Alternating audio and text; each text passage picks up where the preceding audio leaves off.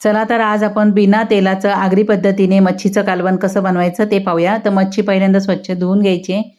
त्याच्यामध्ये मसाले टाकून घ्यायचे. तर हळद पावडर, धणा पावडर, जिरा पावडर, मसाला, मीठ चवीनुसार टाकायचं आहे, कोकम टाकायचं आहे, ठेचलेलं लसूण पण याच्यातच टाकून घ्यायचं आहे, हिंग पण टाकायचं आहे, मिक्स करायचं आहे. आता याच्यामध्ये पाणी टाकून घ्यायचं आहे. तर पाणी आपल्याला जितका रस्सा करायचा आहे ना त्याच्यापेक्षा अर्धा ग्लास पाणी जास्त टाकायचं आहे शिजण्यासाठी. 2 मिरची पण टाका याच्यामध्ये. आता झाकण ठेवायचं आणि 15 मिनिटं आपल्याला शिजवून द्यायचं आहे. पहिल्यांदा गॅस थोडा मोठा ठेवायचा, नंतर बारीक गॅस करून 15 मिनिटं शिजवून घ्यायचं आहे. 15 मिनिटानंतर याच्यामध्ये मी सुकं खोबरं टाकलेलं आहे. आवडत असेल तर टाका 3 चमचे.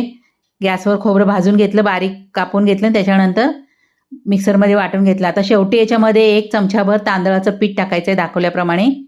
तांदळाच्या पिठामुळे त्याला थोडासा घट्टपणा येतो म्हणून पीठ टाकायचं आहे. वरून कोथिंबीर टाकायची आणि मस्त आपलं बिना तेलाचं कालवण तयार.